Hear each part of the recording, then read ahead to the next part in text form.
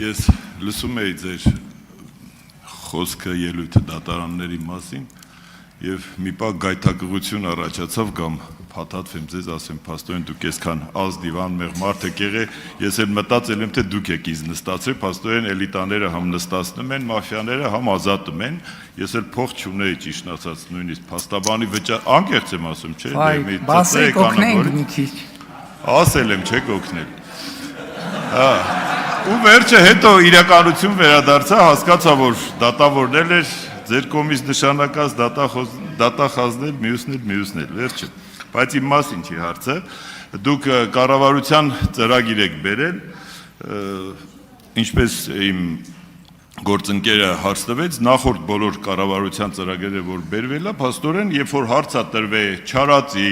Ձախողումների տապալվածի մասին միշտ բնականաբար որպես քաղաքական գործիչ ասել եք որ դրա պատասխանը տվել է ընտրություններով Հայաստանի Հանրապետության քաղաքացին ձայն տալու միջոցով այսինքն հավանության է տվել ապագայի ձեր ծրագիրը եւ նախորդի վերաբերյալ կարծես զրոյացվել է հիմա ձեր կառավարության այս ներկայացված ծրագրի ամենաառանցքային ձեր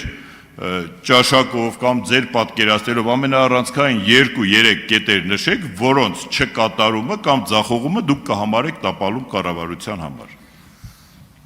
Շնորհակալ եմ հարցի համար, բայց էլի եթե դուք անդրադարձաք այդ թեմային, ես էլ անդրադառնամ, հարցը, թե որ դուք այսօր այս դահլիճում նստած եք, դա մեր արդարադատության համակարգի առավելությունն է, թե թերությունն է։ Որովհետև եթե ասենք նույն տրամաբանությամբ, էլի Հայաստանում մենք շարունակաբար առնչվում ենք այդ բանի հետ, որ սեփականաշնորհման ոչ ենթակա հողերը, այսինքն հանրությանը օրենքով երաշխավորված հողերը սեփականաշնորհում են։ Ուզում եք ասեք, որ ձրի է կարել այդ։ Եթե կներեք, ես չեմ ուզում էլի եմ ասում, որևէ այլ նկատառում ոչ էլ անձնավորված ընդունեք, բայց ես համարում եմ, որ այն դուք, որ հիմա այս դահլիճում նստած եք, այդ պրոբլեմ է։ Այդ նշանակում է Հայաստանում արդարադատություն չկա, որովհետև ինչքան կարելի է այդ անպատասխանատվության մթնոլորտը շարունակել։ Եվ դուք այս դահլիճում նստած եք, եւ այս խմբակցությունում նստած եք, որովհետև համոզված եմ, որ այդ թվում գիտեք ինչ եք այդտեղ հայտնվել։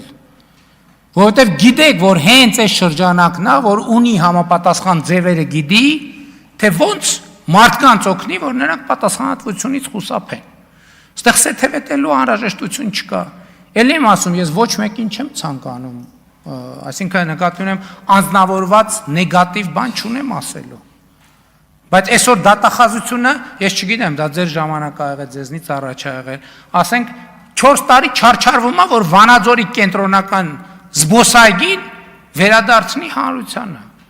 Վանաձորից, Իջևանից, երեխեքից այգիները գողացվել են։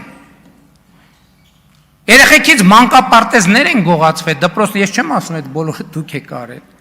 Դրա ես ճիշտն ասած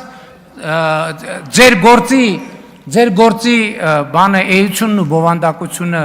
չգիտեմ որ հիմա, բայց ինչքան մամուլում եմ կարդացել 60 հոդվածի հողը սեփականաշնորհվելու մասին է։ Գներեք դա հանցագործություն է։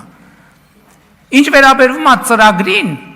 ուրեմն էլի ուզում եմ ասեմ, աշխարհի պատմության մեջ չի եղել որևէ կառավարություն, որ իր ծրագիրը 100%-ով իրականացնի, ու չի լինելու։ Եվ առաջնահերթությունները ես նշել եմ, եւ էլի ցանկացած հարց, սա քաղաքական process է, քաղաքական հարթակա եւ քաղաքական հարց է, ի վերջո այն որ պետքա դե յուրե գնահատականի արժանանա, պետքա դե յուրե գնահատականի արժանանա, բայց ի վերջո քաղաքական process-ը ունի մի դատավոր, այդ դատավորը ժողովուրդն է դատ անում, թե ինչի ինչոց է, դա անխուսափելի, այսինքն ես նոր բան չեմ օրինում, դա նախկինում էլ գոյություն ունեցած եւ միշտ էլ եւ ժողովրդավարության անբաժանելի մասն է։ Արձագանք Կենտրոնական այգին ես եմ վերադարձրել, իսկական կենտրոնական այգին ձեր նախկին համակիրներից մեկից։ Շուտ եմ վերադարձրել ու վերանորոգել ենք, այսօր այդ կենտրոնական զբոսայգին լրիվ նոր որակի այդ ձեր ասածը նախորդ ժամանակաշրջանի վարձակալությունները, որը իմ հետ երբևիցե չի առնչվում։ 60 հոդվածի հարցով 60 հոդվածի հարցով սա իրավական դաշտ չի, որ մենք վիճենք, մի օր առիթ կլի իրավաբանների միջոցով 60 հոդվածով դուք ինձ հետ հավասար գալիս եք, որովհետև այդ 60 հոդված չի եղել իրականում, դուք այս վերջերս հաստատել եք կառավարությունով, համայնքի ավականով, քաղաքի գլխավոր հատակագից, որտեղ իմ բոլոր որոշումները մնացել են իմ տված իրավական կարգավորումների շրջանակում եւ դա դուք հաստատել եք, բայց հիմա դրա պատճառով ինձ դատում էին։ Եվ հարցիս արձագանքը, եթե կառավարության ծրագիրը դուք համարեք տապալված, ինչ եք պատրաստվում անել, որ նոր ինձ պատասխանեցիք։ Դուք իրավական, քաղաքական, ինչ պատասխանատվություն եք դուք ինքը ձեզ համար, որպեսզի այլ մեխանիզմներ չկիրառվեն կամ Բայց կներեք, ես եկել եմ կառավարության ծրագիր ներկայացնելու, ես հիմա պետք է ձեզ հետ քննարկեմ կառավարության ծրագրի տապալման սցենար։ Ես չեմ եկել ձեզ ներկայացնելու, թե ոնց ենք տապալելու կառավարության ծրագիրը։ Ես եկել եմ ստեղ ասելու, որ մենք այս ծրագրով աշխատելու ենք, բայց եթե տապալեք, հələ դուք ասեք, ձեր ծրագիրը որ տապալել եք, ոնց եք պատրաստվում դրա պատասխանատվությունը կրել։ Բա ասում եք, կառավարության նիստեր եք անում, վարչապետու կառավարությունու եք խաղում, հետաքրքիր է հիմա էլ եք խաղում այդ խաղերը, որ խաղում եք լուսաբանում եք, դուք հələ ձեր պատասխանատվության մասին ասեք, դուք հələ ասեք ձեր ընտրակաշառքների տակից ոնց եք դուրս գալու։ Այն որ ասում եք մենք հաջորդ տեսենք, հաջորդենենք, դրա տակից ոնց եք դուրս գալու։ Հիմա դուք ինձ ասում եք, ես չեմ եկել այստեղ ձեզ ասելու, որ գիտեք ինչ, մեր կառավարության ծրագիրը տապալվելու է եւ այս դեպքում մենք պատրաստվում ենք էս անել։ Մենք պատրաստվում ենք իրականացնել այդ ծրագիրը։ Ինչ վերաբերում է մնացած հարցերին, գիտեք, դա ինձ հետաքրքիր չի, իրավապահների հետ քննարկենք։ Իրինա Յոլյան։ Լրեք, պարոն Ղազարյան։ Քիչ առաջ, մինչ դուք փորձում